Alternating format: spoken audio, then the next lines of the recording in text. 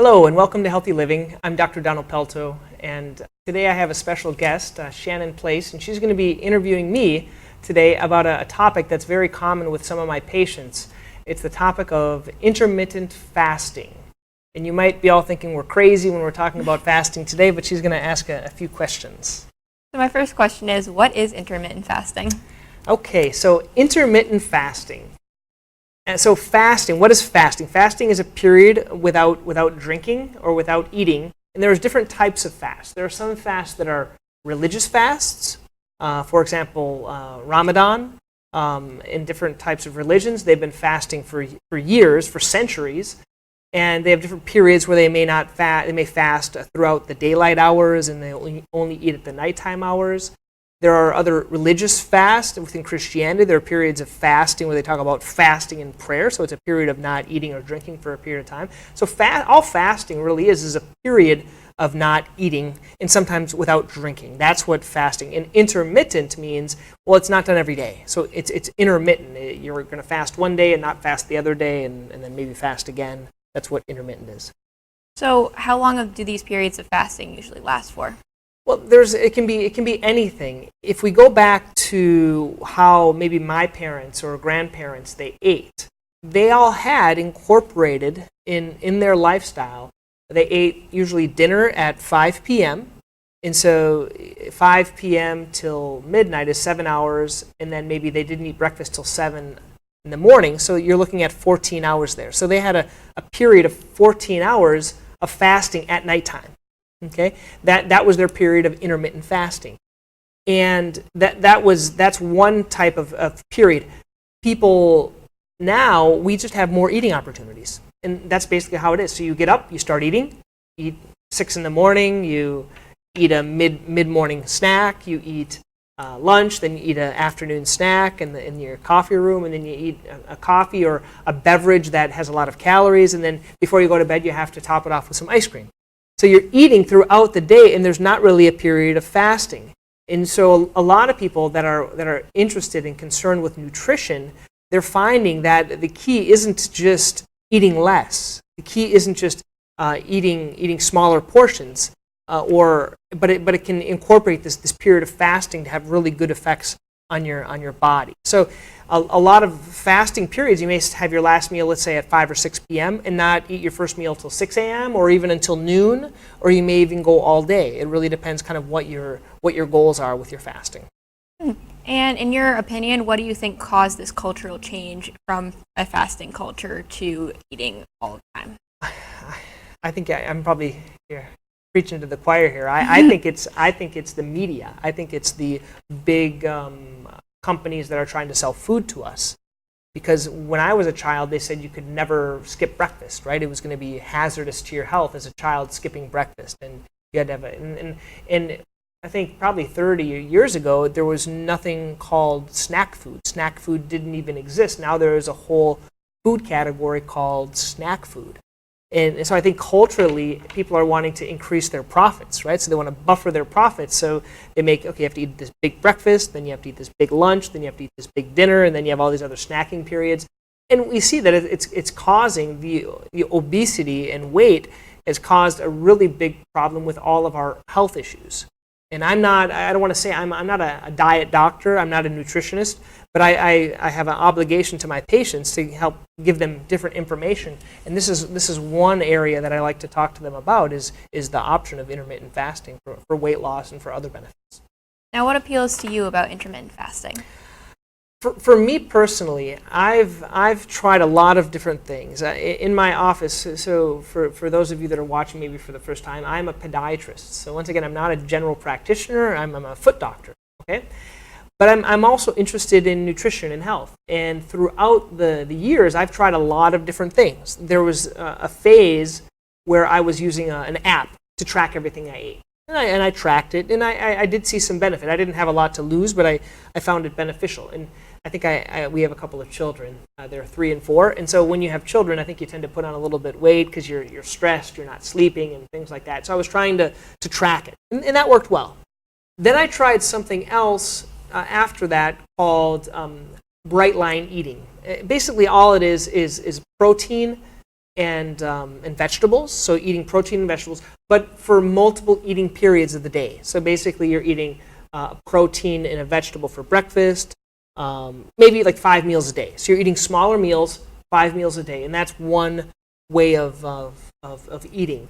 But then I got exposed to this idea of intermittent fasting, and what I like most about it is the ease. If you're a busy person, it's the easiest way because you don't have to do any meal prep. You save money in grocery bill, and you save time in your meal prep. So you really just it's what you don't do. But no one can make any money on it. That's why I don't think it's as popular. Right? No one's going to make any money on intermittent people not eating. And do you think that intermittent fasting is practical for the average working American working 9 to 5? I certainly do. I work 8 to 5, and people ask, well, how do you do it? So what my regimen normally is, I try to do 4 days a week of intermittent fasting, but I usually end up doing 3. So I shoot for 4, and I usually end up doing 3. Why? Because like last week we had a couple of going away party for staff, and there's food in the kitchen, and I'm just like everyone else. But if I'm in work, I find that keeping busy is the key, and there's a couple of other tips. So what my typical fasting regimen is I eat a window from 5:30 till about 10:30 p.m. Everyone thinks that's crazy, but my first meal is at 5:30. When I get done with work at about 5, I come home and I eat my first meal at about 5:30. It's a pretty big meal. Usually it's protein, vegetables, things like that. Then I'll usually have a tea, and then before I go to bed, I'll have something high fat. So I'm a big advocate of high fat. So it's a high fat yogurt with nuts and things like that. And I do that usually Tuesday through Friday. And on one of those days, I even work out. Like on a Friday, I will do a boot camp workout, and I'll still fast all day. But what does it mean? So fasting means you still can drink. You can still drink water. You can drink coffee. You can drink tea. So you're not doing a total abstinence fast, but you can still drink things. The hardest part about doing fasting was getting used to it, because it's like anything else. It takes practice. And the way I started, and the way I recommend to my patients to start, is I say, well, first of all, just cut out breakfast. That was for most of us, that's the easiest thing. Our body naturally produces certain hormones when we wake up that suppress our appetite. And a lot of times we don't wake up being hungry, but we eat out of habit, not because of hunger. Because we think we have to. So I always say, well, just skip breakfast. Now, I want to preface this. If you're watching this, if you're diabetic, if you have other health issues, you really need to consult your doctor about this. This isn't medical advice. This is just kind of advice on general health. So I recommend cutting out the breakfast. And so basically your first meal is going to be at lunch. And I recommend doing that 5 days a week. So Monday through Friday. On the weekends, I don't do that. On the weekends, I usually eat 2 meals, or I just eat normal. Maybe 3 meals or 4 meals, or depends how much I want to eat. And then what I did is I picked one day, like on a Wednesday, and I said, okay, well, Wednesday I'm just not going to eat lunch. And that's how I did it. And so I just picked Wednesday, and I said, okay, I'm not going to eat lunch now. And I drank a coffee instead of, and in the beginning you get a little irritable. I think you get a little hangry, I think you would call it. But it worked out okay. And I was like, wow, I can really do this. It's possible to do this.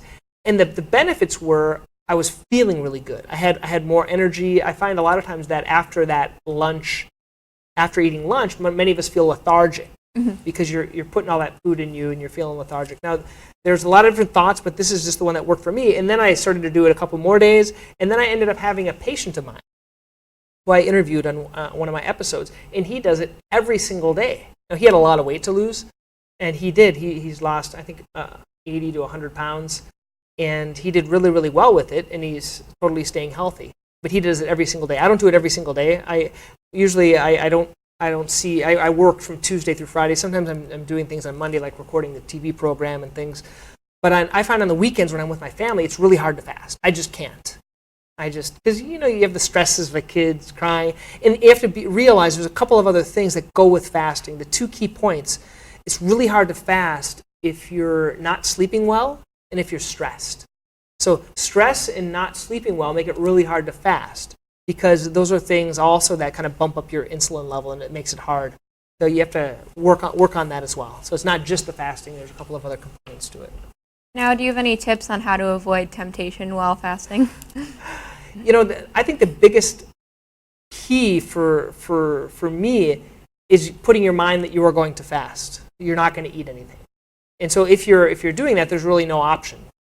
The second thing I think is if you keep busy. I find that being bored or not busy or being tired, I think how many times when we have young children do we eat not because we're hungry but because we're tired. Like if your kids are going to go to bed, you just want to get them to bed, they're crying, and you're going to eat not because you're hungry but because of that stress that goes with it. So I think reducing stress levels, making sure that you sleep enough, and then just keeping busy. I think being busy, the days that you're fasting, be busier than any other days. And people ask, does your job, your productivity, your mental productivity go down? It doesn't. I think in the beginning, it's like anything.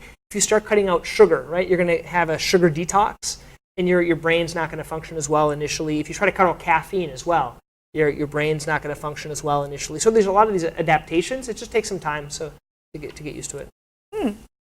And you said it was safe to exercise during intermittent fasting. To what level is it safe?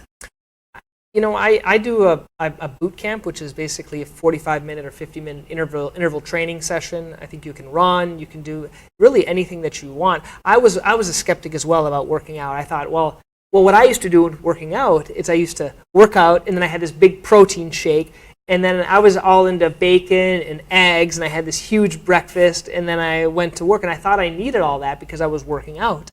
But what I find is I'm kind of like a life hacker. I'm trying to figure out the most efficient way. So what I do is I work out Monday and Friday. And everyone thinks, oh, it's Monday through Friday. No, I work out Monday and Friday because it's good to have about a 3-day window between working out for your muscles to recoup. So I do really intense workouts Mondays and Fridays, and then I do 4 days of intermittent fasting. And that's just what's worked. So you save money, you save time, save things at the gym. It just makes it a lot easier if you're busy. And I think it works better. Now, when you bring up intermittent fasting to your patients, what are their initial responses? Most of the patients think they just can't do it. They think it's impossible to do. They can't miss a meal. And I think that's because of our culture. Our culture says you can't miss breakfast, this and that. Now, certain people I want to give you, if they're diabetics, you have to be careful. Because usually if you do intermittent fasting, you're going to have to cut down your diabetes medicine or your insulin by about 50%. And you have to have your doctor monitoring that. I'm not going to be the one that's going to be monitoring their insulin use if they're doing intermittent fasting. But other ones, they like it because of the ease. Intermittent fasting or not eating doesn't cost any money. It actually saves you time, and it just takes practice. And that's the key, I think, is anything that you're trying to change in your life, to build a habit, it just takes practice. Yeah, it's not going to be easy the first time or the second time or the third time, but over time it'll get easier. And what kinds of lifestyle changes can you expect from intermittent fasting? Well, if you look at the research, there's a good book that I recommend. It's by Jason Fung. It's called The Obesity Code, and he has the Complete Guide to Intermittent Fasting. There are a lot of other books out there, but if you look into these books, people are actually saying that intermittent fasting by starving. So I just want to clarify, intermittent fasting isn't starving yourself. People think, oh, you're starving yourself. It's not. You're going for a period of time of not eating. And if you read the book and the research that's out on it, intermittent fasting, it's not the same as calorie restriction. So if you restrict your calories, let's say you eat 500 or 1,000 less calories, you eat less, right? Eat less. That's what everyone says. Eat less and work out more. But it doesn't work for anyone. Because eating less doesn't work. But periods of not eating at all, that's what works in terms of the health. And so in the Obesity Code and these other books, they talk about different tips and different benefits. So some of the benefits are, let's say you do fasting for periods of time, your body, if they don't have any food to eat, it's going to have to eat your bad cells. So some people say that intermittent fasting is good for killing cancer cells, so treating cancer, especially in your brain, in helping with Alzheimer's, helping with dementia, and things like that. They say that intermittent fasting can help with they talk about different types of cleanses. Now, if you get into it, what I do is a four-day eating window. But what I've tried to do, like, let's say a 3-day fast. And by about the second day, I get a little hangry. But there are benefits to doing 3 days, 4 days, 5 days, longer extended fasts because of the health benefits of it. And I would ideally like to do like a 3-day once a month kind of. I just haven't figured it out how to do it in my schedule yet. And have you noticed a change in your eating habits since you have started fasting? I have. I find that when I do eat, I eat a lot more, right? So I get home at 5:30, and if the food isn't on the table or if there's no food there, I don't know what to do. But I do eat quite a bit. But what I find that one of the drawbacks is it's all about kind of engineering your life is when you eat, then about 5:30 you get really lethargic because you're putting so many calories in such a small period of time. That's where I find the tea is helping me. So I do food and then I do a tea and then I'll do something else. And I still tend to eat, I eat very similar to like the ketogenic diet or kind of a paleo diet, which is basically a lot of protein, a lot of vegetables, try to do few carbs. But and the interesting thing is with this diet, especially with my diabetics or my older patients, because if to change people's habits is really hard. So if I tell you if you're 70 or 80 years old and you've been eating that way for 70 or 80 years, if I tell you you have to eat all protein and vegetables now, that's going to be really hard for you to change. Okay? And that's ultimately what this gentleman, Jason Fong, what he found out. He's like, to make people change the way they eat was very hard. And he was all about, okay, you have to eat high meat, high vegetables, you're going to see all these benefits, all these meals. And he found it was very, very hard for people to change their eating habits. So if you have and one of the benefits of intermittent fasting is you'll even find benefits if you don't change your eating habits and you just don't eat. So you limit your eating window and you can kind of keep eating the way you're eating.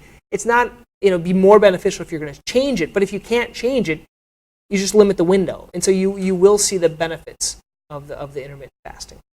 Now, you said you can still drink water and you can still drink tea and coffee. Mm-hmm. Is it more crucial to drink water during those periods of intermittent fasting? There's a couple of people, basically it's your body, right? So your kidneys are going to process. And I always find that the more water I drink, the more kind of liquid or your urine looks, right? Because of your kidneys. So your body is amazing. So if you drink a lot of water, it's going to be less dense in terms of your urine and things like that. And if you drink less water, in the beginning I was trying to drink a ton of water or a ton of liquids, basically to fill me up. And if you don't know, but coffee is a diuretic, so coffee is going to make you pee. And what I do is I usually do a cup of coffee, a couple of cups at about 9 a.m. I'll do one at about noon. And then I'll do water in between there. And then when I get home, I'll do something called kombucha. Now we're getting all natural. Kombucha is a fermented drink that we make at home. So we're all crunchy at home and making all these things. But that's what I do. And I do drink water, but I don't drink a ton of water. I find it doesn't affect me that much. When I work out, I drink water. Now, when you mentioned coffee, are you talking about French vanilla with cream and sugar, or are you talking about a Starbucks latte Well, if you think about it, most coffee these days, if you're buying it with cream and sugar, it's going to have a lot of calories in it. And I like to kind of explain, every time you eat, it's going to raise your insulin level. Okay, it's going to raise your glucose level, and the insulin level is going to go up, and that's going to cause your body to hold in fat and not allow you to lose weight. If you're raising it multiple times during the day, you're going to have a hard time losing any weight. If you only raise it once for a period of like 4 hours, 6 hours, it's very common to people just eat lunch and dinner and do a 6-hour eating window from noon to 6. That's a very easy window to eat. And you're only lifting it up that time. So if every time you drink coffee, you're going to be putting sugar in there, it's going to defeat the purpose. Mm-hmm. But if you do heavy cream, so heavy whipping cream, it doesn't have, it tastes sugary or tastes savory, but it doesn't have much sugar. So I usually do just plain black with some cinnamon. So cinnamon is a very good, makes you think it's sweet, but it's really not. And then occasionally I'll put in some heavy cream and just the cream. Now, is it hard getting used to not using the cream and sugar? It was a little bit hard in the beginning, but like anything, you kind of get in the habit of it. So I'll usually do just plain black with cinnamon, and then I'll add some heavy cream occasionally if I want just that. And what's the benefit of the heavy cream? It has fat, and so fat really kind of satiates you, and it doesn't bump up your insulin level as much. Now, is there anything you would change from your first time intermittent fasting? I started slow. I always, and I say this to my patients, and I got this from one of my colleagues in the office. I always say, when you're starting something new, whether it be an exercise regimen, working out regimen, fasting regimen, treat yourself as you would treat your grandmother. Just be kind. Go easy. And it's better to see progress than it is to kind of go all in. And what I see in the office is so many people, they try to go all out with working out. They try to change so much. I'm going to work out every day now. I'm going to change the way I'm going to eat every day. And it lasts for a couple of weeks, and then they peter out and they don't do anything. So I think it's much better to do only change one thing at a time. So if you're going to change the way you eat, change the way you eat. If you're going to try fasting, try fasting. If you're going to work out, do one thing for a period of time until that becomes a habit. And it typically takes 21 days or a month or so to develop a new habit. And once you do that, and do little changes too, don't do big changes. That's why I recommend, okay, first, just try cutting out breakfast. Do that. And then you can skip one meal and just kind of ease your way into it. I think that's better, in my opinion, because of your ability to adhere. I think the problem is we have a hard time. If it's too hard, we're not going to adhere, and we're going to go back. We're going to revert back to however we were eating before. And also, once again, taking care of the stress and the sleep. Stress and sleep are going to make you eat. That's how we deal with stress and lack of sleep. Now, can you intermittent fast if you do have high levels of stress? Is it dangerous too? I don't think it's dangerous. I think it would just be hard. For example, when we had 2 young children, they weren't sleeping that well. I put on a weight, and because I think it was all the stress and not sleeping and the kids and things like that. And so it's not impossible to fast, but if you have a lot of stress, it's going to make it, well, because basically if you think about it, there are hormones in, if you read these books, ones that obesity code, we talk about fasting and weight loss, I should say. Weight is hormonal. Weight isn't what you put in your mouth. Weight is the effects of the hormones. So the food that you put in makes your body produce certain hormones. Stress causes your body to create certain hormones that affect you and affect the ability to lose weight. So you may be able to fast when you're stressed, but you may not see the effects in the weight loss that you're looking for. Now, if you guys have read the book, they do talk about bringing you into a state of nutritional ketosis. What is that? Okay. So ketosis is a state where your body is burning fat instead of burning sugar. So if we explain how our bodies typically work, we have 2 reservoirs of fuel for our body. One reservoir is the liver, and the other reservoir is all the fat in your body. The reservoir, it's kind of like there are 2 systems. And so once you deplete everything that's inside of your liver, right, all of the sugar that's in there, and once that sugar is depleted, then you can start using the fat within your body and burn the fat. But until you use up everything that's in your liver, you're not going to be able to use the other. You're not going to have access. It's kind of like in the book, he kind of explains the difference between having a fridge and a freezer, right? What you normally do is you use the fridge every single day, but you only use the freezer every once in a while. And that's what happens. And so in our body, you're using the fridge every single day. When you're eating, it goes into the fridge, and then when you're using it, it comes out of the fridge. Until that fridge is totally depleted, you're not going to go to the freezer.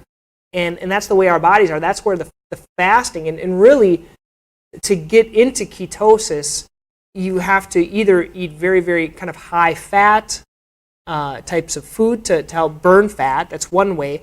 Or you do a longer period of fasting, which is usually 2 to 3 days, where it kind of switches, it kind of empties out the refrigerator and starts using the freezer. And so that takes 2 to 3 days. And that's where it can be a little bit challenging if you're doing these longer fasts to get into ketosis. But that's kind of what ketosis is. It's a level in your body where you're only burning fat. There are other people that know a lot more about this. Once again, I'm not a nutritionist. I'm just kind of interested in this. And so I have one last question, and that is, who do you recommend for intermittent fasting? Is this a trend for older folks who are really set in an eating regimen, or is this any group across the board? I think it can be any group. The people that started doing it actually were bodybuilders. The bodybuilders were the ones that started to do it because there's a book called Lean Gains. and basically they were doing intermittent fasting or fasting in order to have better results when they were bodybuilding. Now what we're seeing is people that are health conscious are doing it. We also see a lot of people that are very intense about their business, or business professionals doing it because you save time. If you can fast all day and not stop work, and you just kind of work through all day with fasting, you save a lot of time. So a lot of these people in California and things like that, Silicon Valley, these high top executives, they're doing intermittent fasting as a method of staying just focused and working without stopping. But what I find it's most beneficial for would be the people that are trying to lose weight. Just the 80% of the population that are just trying to lose weight.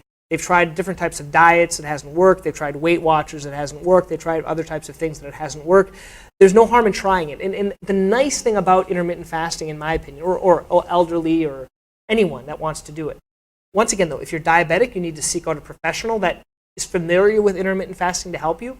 And the other neat thing about fasting, and this is the thing I love about it, is that I recently went to Brazil for a couple of weeks. I was on vacation, and I didn't fast a single day. And I just enjoyed my 2-week vacation, and I ate way more than I should have. But when I came back, I was able to get right back onto it. It's not like something else. Like, what the challenge with a lot of these other diets is there's no leeway. There's no leeway for enjoying yourself. The nice thing about intermittent fasting, what really appealed to me is, for example, Thanksgiving. You're going to have a big Thanksgiving. I know I'm going to eat a lot. In our society, we're used to eating for Thanksgiving and for different other holidays. So what I'll do is, if I know I'm going to eat, what I'll do is I'll either pre-fast or post-fast. So I will fast for maybe a day prior, so then I can really, in the food, it actually tastes better, I think, when you haven't eaten for a day.